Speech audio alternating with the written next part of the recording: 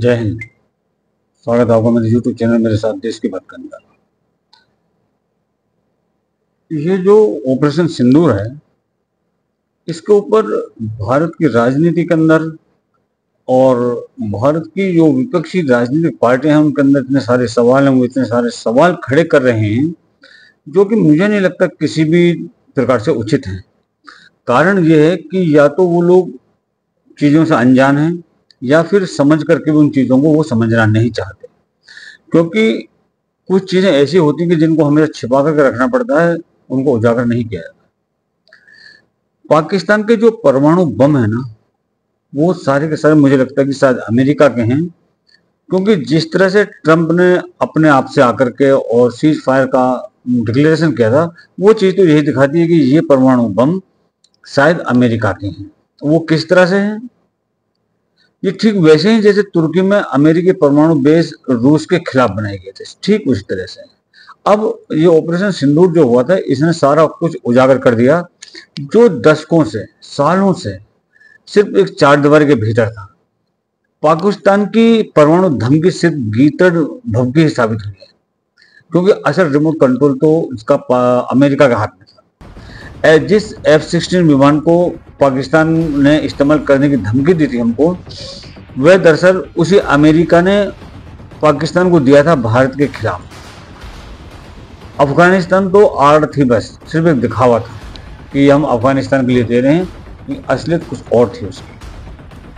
और जब भारत ने ऑपरेशन सिंदूर में सीधा उन ठिकानों पर प्रहार किया जहां अमेरिका ने अपने गुप्त परमाणु बेस पाकिस्तान में बनाए थे, तभी अमेरिका तिलमिला उठा।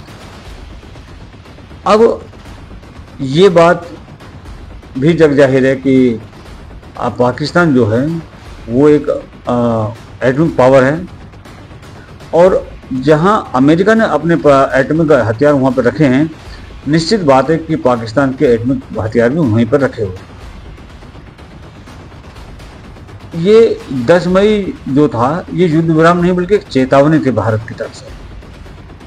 9 मई के वाकया में आपको पूरा बताऊं क्या हुआ। 9 मई की शाम को पाकिस्तान ने दोबारा से हमला किया। 10 मई की सुबह भारत ने उस चीज का जवाब दिया, और ऑपरेशन सिंदूर चरण 3 थर्ड स्टेज में BrahMos missile, spice 2000 bunker buster, 4 घंटे और 11 लक्ष्य। और उसके अंदर में हुआ क्या कि पाकिस्तान के 11 जो हवाई अड्डे थे, एयरबेस थे, वो ध्वस्त कर दिए हमने, जिनमें नूर खान, रावलपिंडी, सरगोधा, परमाणु ठिकाना, जैकाबाद, F-16 और न्यूक्लियर स्टोरेज, ये सब हमने खत्म किए। फिर 2 भूकंप आए, कोई फॉल्ट लाइन नहीं, सिर्फ फॉल आउट, दीवारें तक दरक गई। सिस्टम उजागर होगा कि आखिर हुआ क्या है। पाकिस्तान नहीं कांपा इसके अंदर में, बल्कि इससे कांपा अमेरिका, क्योंकि उसके जो रणनीतिक निवेश थे वो तबाह हो रहे थे। और फिर शुरू हुई असली कूटनीति, जिसमें वाशिंगटन, बीजिंग, ब्रेसलेस हॉटलाइन गर्म आ गई। इनकी जो हॉटलाइन तो गर्म हो गई साथ। पुतिन यूक्रेन संघर्ष विराम के लिए तैयार हो गया, लेकिन एंड टाइम पर आकर के वो रुक गया। ट्रंप भड़क गया।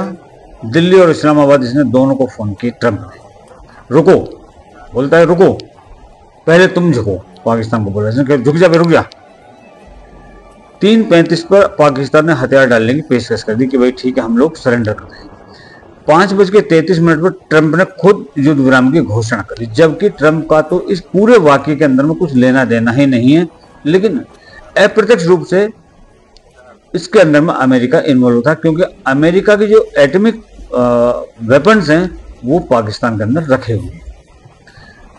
भारत कुछ कहता, 5:33 पर ट्रंप ने खुद ही घोषणा कर दी कि युद्ध रुक गया।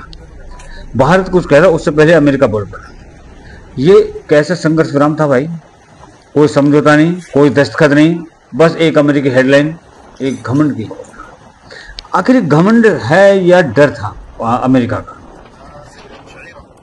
ये सिर्फ बारूद का युद्ध नहीं था, बल्कि ये मानसिकता पर भी एक हमला था।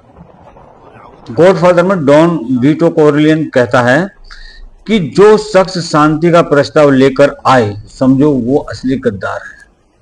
और यहां पर शांति का प्रस्ताव लेकर कौन आया? अमेरिका आया। आज यह भारत की कूटनीति का सच बन चुका है।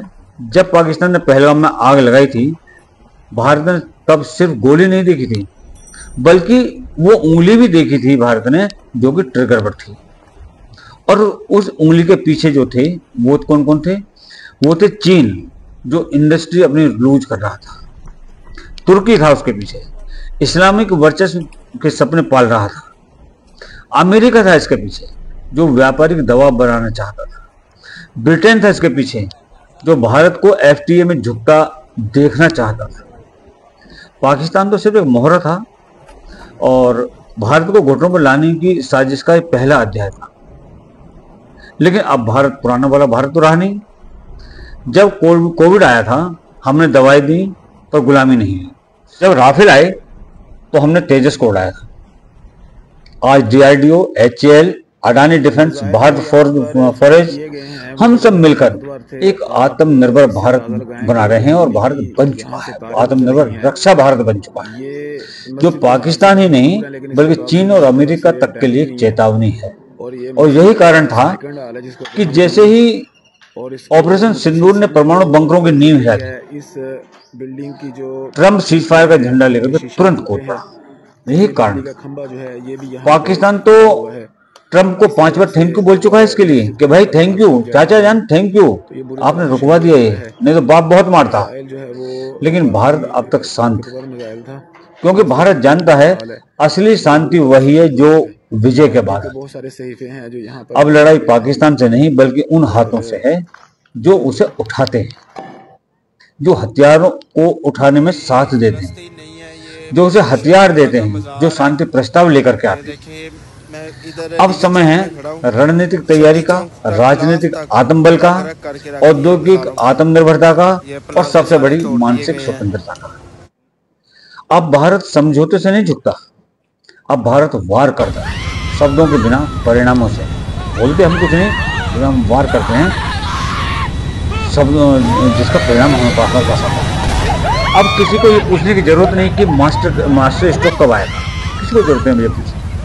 मास्टर स्ट्रोक आ चुका है और राष्ट्र के माथे पर विजय तिलक बनकर चमक रहा है। ये एक सच है जिसे हम सबको मानना चाहिए।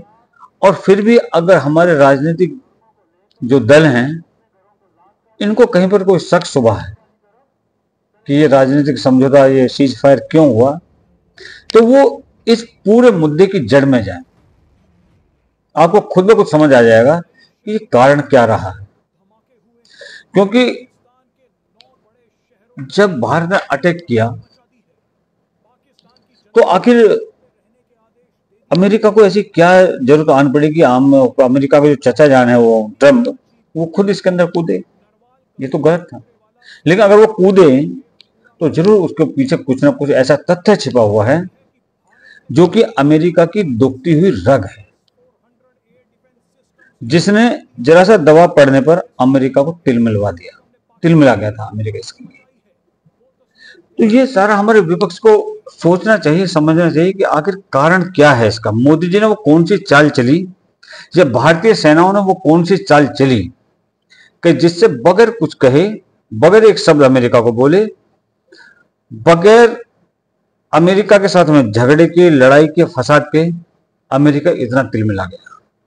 ये सभी चीजें हमारे राजनीतिक दलों को, विपक्षी पार्टियों को सोचनी समझनी चाहिए, ना कि अननेसेसरीली अनवांटेड क्वेश्चन खड़े करने चाहिए सरकार के सामने। इन लोगों को वो वक्त भी याद होना चाहिए जब 26/11 का हमला हुआ था। इस देश की उस टाइम की सरकार, मनमोहन सिंह सरकार, कंट्रोल्ड बाय सोनिया गांधी, जब 26/11 का हमला हुआ था तो वो सरकार चुप बैठ गई थी। कहा था कि इससे भारतीय जनता पार्टी को फायदा होगा। किस पार्टी को फायदा होता है, किसको फायदा नहीं होता, ये अलग बात होती है, लेकिन राष्ट्र प्रथम होना चाहिए, देश सर्वप्रथम होना चाहिए। देश के लिए अगर देश है तो हम हैं, सेनाएं हैं, पार्टियां हैं।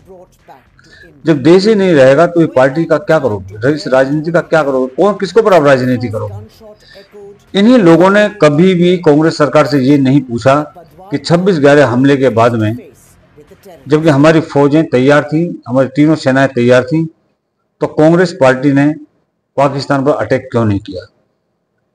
मेरा सभी विपक्षी पार्टियों का कहना है कि पहले इस जवाब का उत्तर दें कि इन्होंने उस वक्त की कांग्रेस सरकार से क्यों नहीं पूछा, जो ये आज सारे के सारे मिलकर के मोदी सरकार या भारतीय जनता पार्टी की सरकार या भारत की सरकार से इस वक्त सवाल कर रहे हैं। क्या इनके सवालों से ऐसा नहीं लगता कि ये जितने भी राजनीतिक दल हैं कि ये भारत के संसद में नहीं, संसद में तो भारत के विपक्ष के अंदर हैं ही। मुझे लगता है कि विश्व के परिदृश्य के अंदर में अगर मैं इनको देखूं तो मुझे लगता है कि ये सारे विपक्षी राजनीतिक दल भारत के ही विपक्ष में खड़े हुए हैं। इनमें से कोई भी राजनीतिक दल मेरे को ऐसा नहीं लगता कि वो भारत के साथ खड़ा हुआ है। And really I am thanksful to Asaduddin Owaisi कि उन्होंने जो बोला, जो बोलने का साहस ओवैसी ने किया, वो साहस इस देश की कोई भी विपक्षी पार्टी अभी तक नहीं कर पाई है। कहने के लिए तो बहुत सारे लोग हैं जो ओवैसी को क्या क्या बोलते हैं, लेकिन मैं ये कहता हूं कि इस जंक्चर पर, इस कंडीशन में, इस वक्त में ओवैसी से बेहतर इस देश के लिए कोई भी विपक्षी नेता नहीं है। धन्यवाद। जय हिंद, जय भारत।